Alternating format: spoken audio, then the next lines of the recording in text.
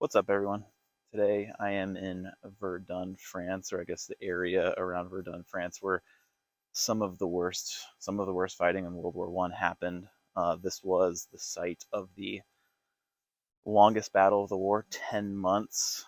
On average, about 1,000 people died a day. An additional 1,400 people were injured daily. Over 300,000 people died during this offensive.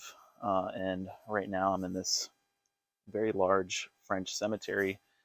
Um, I think the building behind me is called, I'm going to butcher the pronunciation, Ossuaire de Dumont, which is kind of a center for peace and reconciliation. It was like on this site that in the 80s, the French president and the German chancellor embraced each other and said never again would they go back to fighting a war like they did in World War One, World War Two. In here also, it's just a sea of graves.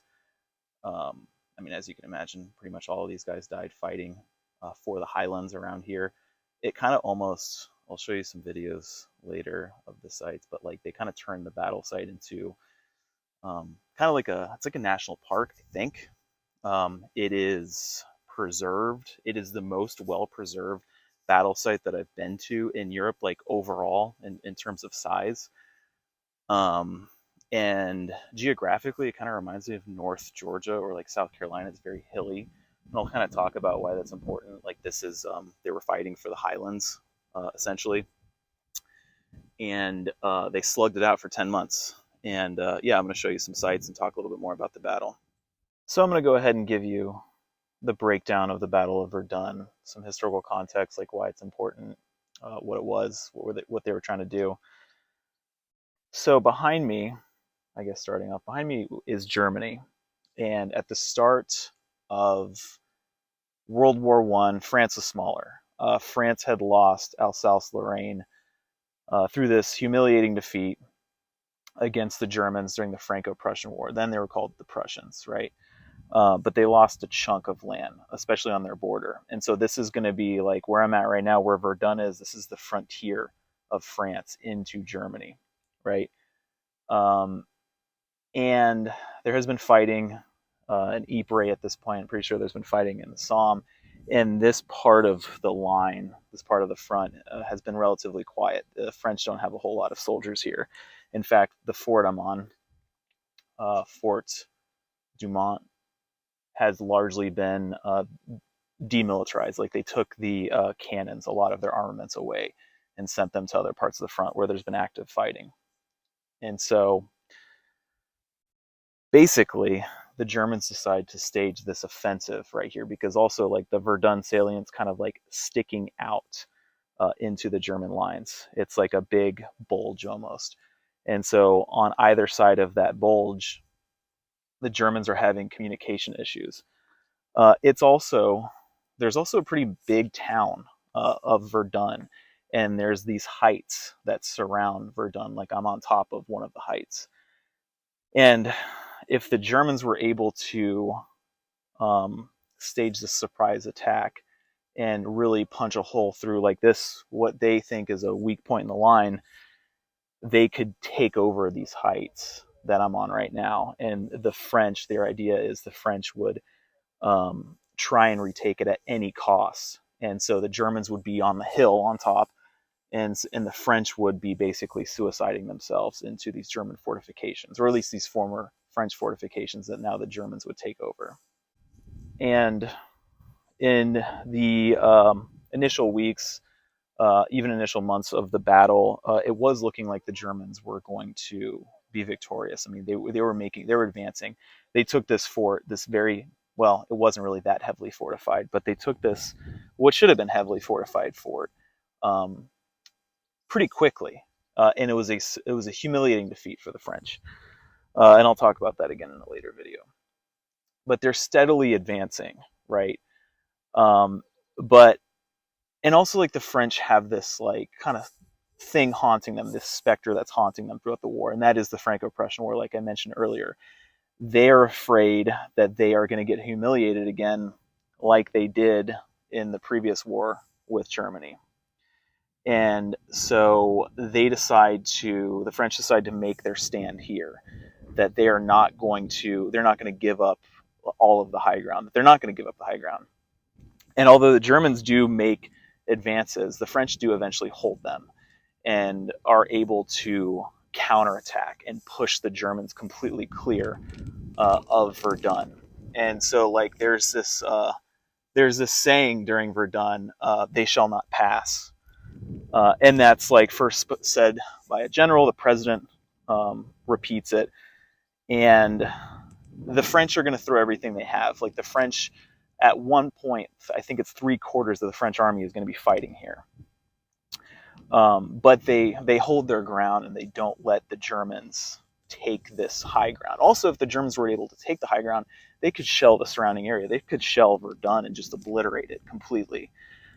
They would have a very secure position in France. We're in France right now, by the way, and also like so that would be a huge, major thorn in the side of the French. But the French are victorious. This is a major win for the French during World War One.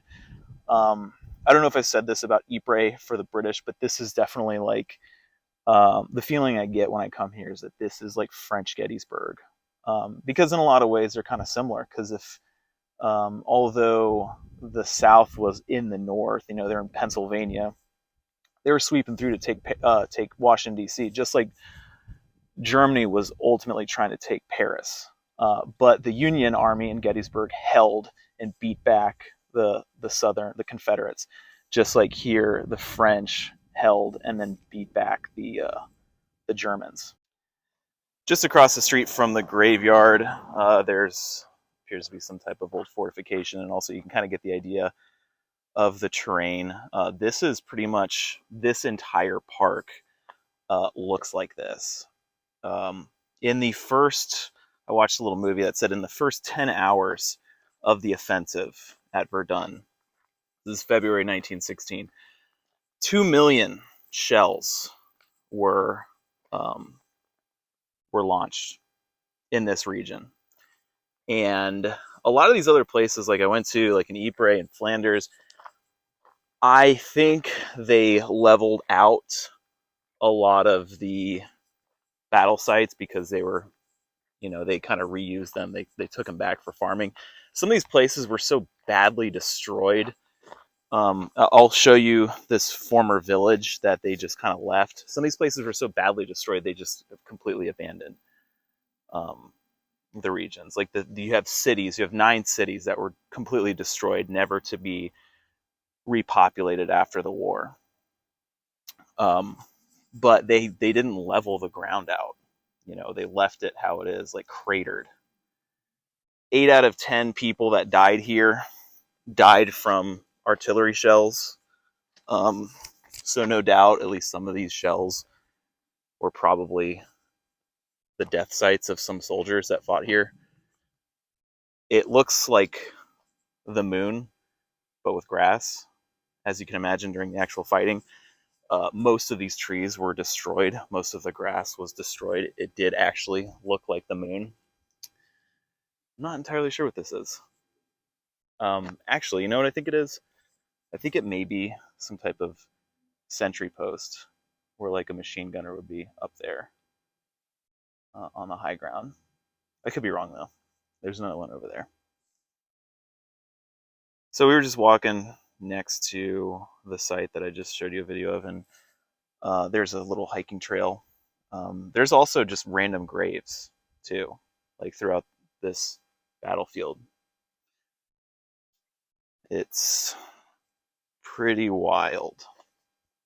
And you can still see, I mean, actually, I don't know how good you can see in the video, just how uneven this terrain is. There's giant craters everywhere. There's not really much flat land left in this former battlefield that they turned into a park. Another grave in the overgrown woods right off this little trail.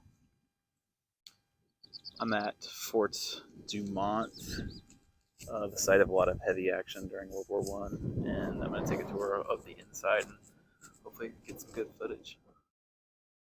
This is the outside of the fort. As you can see, it's taken a lot of damage. I was just reading that in the initial attacks on Verdun, the Germans did actually capture and hold this fort for a lot of the fighting that happened here, and the French attempted a couple times to retake it, lost a lot of men doing so. There was also an explosion here that killed a lot of Germans, like I think 600 or something like that. Eventually, towards the end of the Battle of Verdun, though, the French did retake it after shelling the living crap out of it, and it's still very much damaged. I think the Germans that were stationed here called it a coffin, but it functioned as like a logistical launching off point for the rest of the Verdun front for the Germans for most of the Battle of Verdun.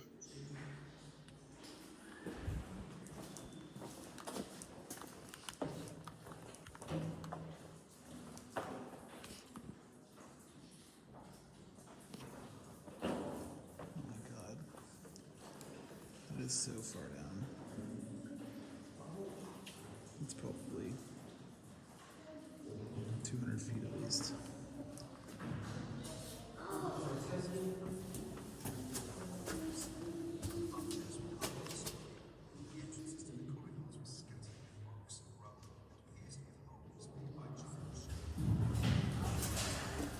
So this is where they washed up.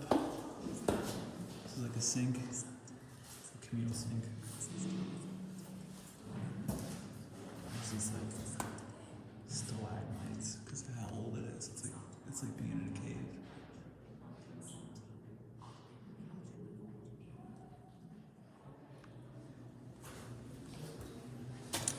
The kitchen. There's a little stove in the back right, but I'm sure there's a lot more.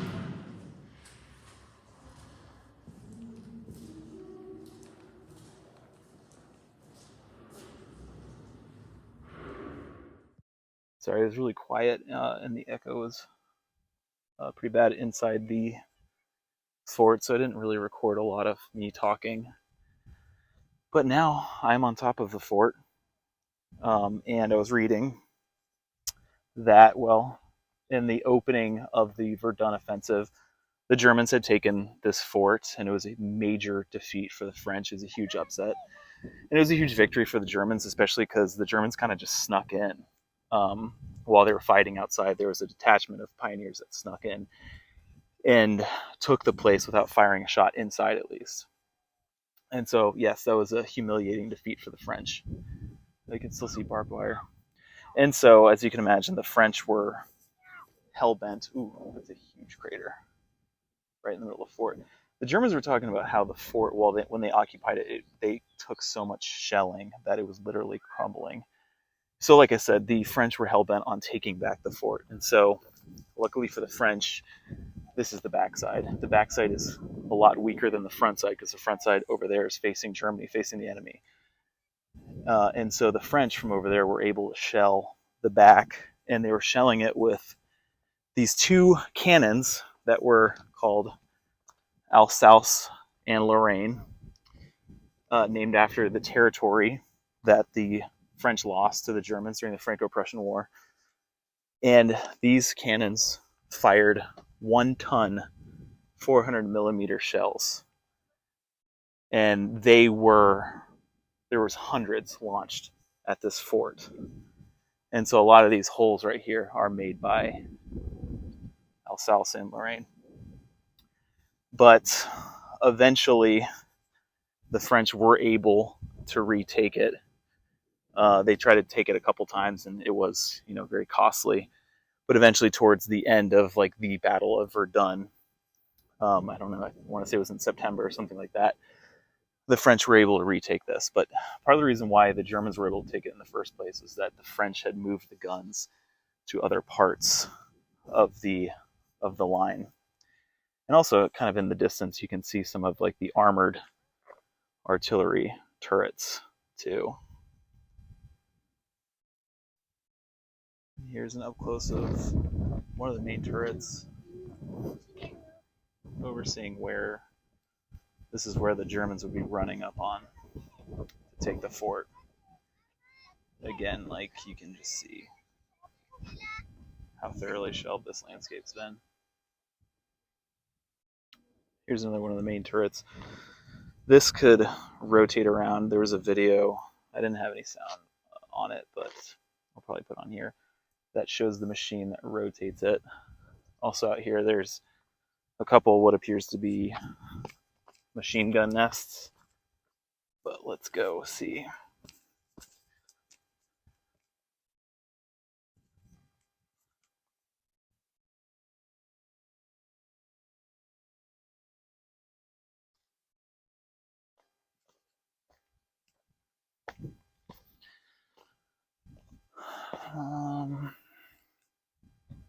I don't know. I can't really tell.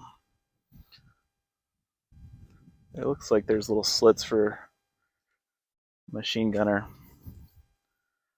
There's also this other little pillbox.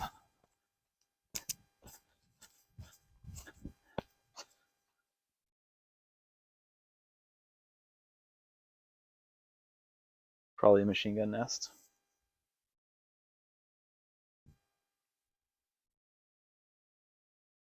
I came across the remains of a trench in Verdun.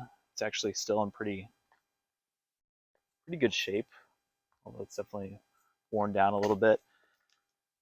You never see any trenches that go in a straight line, and that is so that, like, well, if somebody, like, say the enemy were to jump in, you can't just shoot down straight down the trench line. Also, if a bomb drops in the trench, there's like a direct hit, a shell fragment can't go like the entire length of the trench, and so they're almost always zigzagged. Let's see if I can't get in it. Looks like people have been doing this.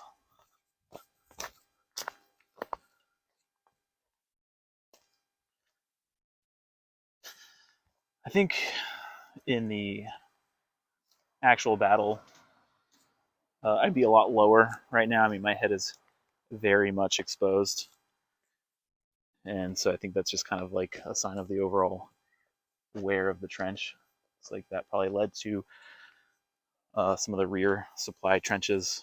A lot of times, like, there would be usually a lot of trenches behind the frontline trenches that would act as like fallback, an area to fall back to, and also to supply the front line too, under a certain amount of safety. And it looks like there's a section, this is where I just was, where they actually kind of reinforced it to make it at least seem like how it used to be. Although I haven't seen any like trenches that were walled with plywood, so I don't know if it would, this is necessarily true to history, or if this is just kind of keeping it back from collapsing. I don't know. But it continues on forever. It's cool because this is like the first World War I trench that I've come across, at least in Verdun. I didn't really see any in Ypres. So around Verdun, you have these huge sites like this that are kind of like open landscapes, and a lot of them are actually former towns. This is what is left of the town of Dumont, and they think this site was occupied going back to like the Roman days, and it was like a little farm village, the highest elevation point in the area on top of a hill. Remember, in Verdun, they were fighting for the high ground, and so this city was, unfortunately, or I should say, this town or village, unfortunately, was right in the middle of the fighting. This town was taken by the Germans, taken by the French, and then it was fought back and forth. It was at the front lines, and it was thoroughly destroyed. As you can see, there's nothing left. There's like a couple bricks, maybe what was once the foundations of some of these these houses or buildings, but it is completely wiped. They designated something like 8 or 9 villages as red zones after World War One, meaning you could not rebuild at the site because the government deemed it as too hazardous. I mean, to be fair, I mean, they're using chemical weapons. There were so many shells shot off in this region. There's no telling how many are still buried. I mean, imagine what it was like in the immediate years after World War One, how many bombs would be on the site, and just how toxic the soil would be too. And also corpses. There are probably numerous untreated corpses in a lot of these towns. That could cause some issues with water, aside from being really disturbing and horrifying. But there are many towns in this area that have just been kind of roped off. I mean, you can come here, they're like parks basically, but you're not allowed to live here anymore. I'm in another town up the road that was red zoned, the town of Fleury. It was said that towns like this, in the previous town I was in, that was red zone, it was said that they died for France because of what ended up happening to them. Again, the inhabitants were evacuated during the fighting or before the fighting, and they were not allowed to come back ever. They were not allowed to rebuild because it was deemed hazardous. One thing that's interesting about this location is they have these markers for where buildings used to be to kind of give you an idea. So this crater right here used to be the bakery. It seems like most of them say farm, though. I guess this was a farm right here. And I think I've seen road signs here too. Lots of craters. This town, Fleury, was fought over. It changed sides 17 times. 17 times. So you can imagine how thoroughly wrecked this town was.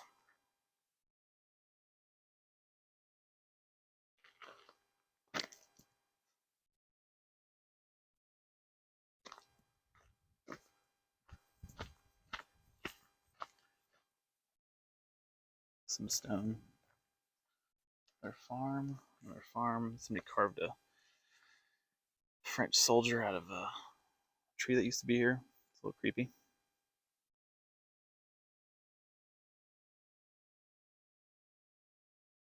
I was driving through the Verdun area, and it's weird. There's no marker, but there are 2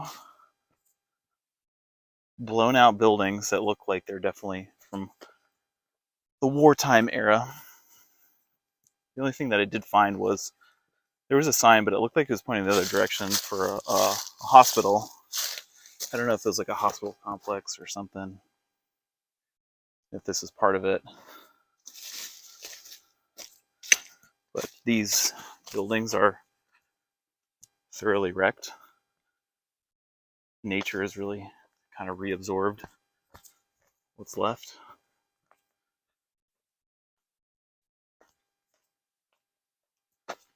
See the staircases that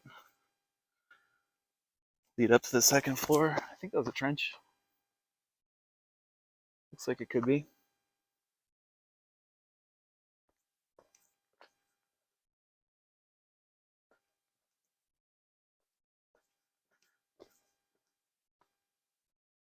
Yeah, I have no idea. I do not know what this building was used for. But it's cool looking.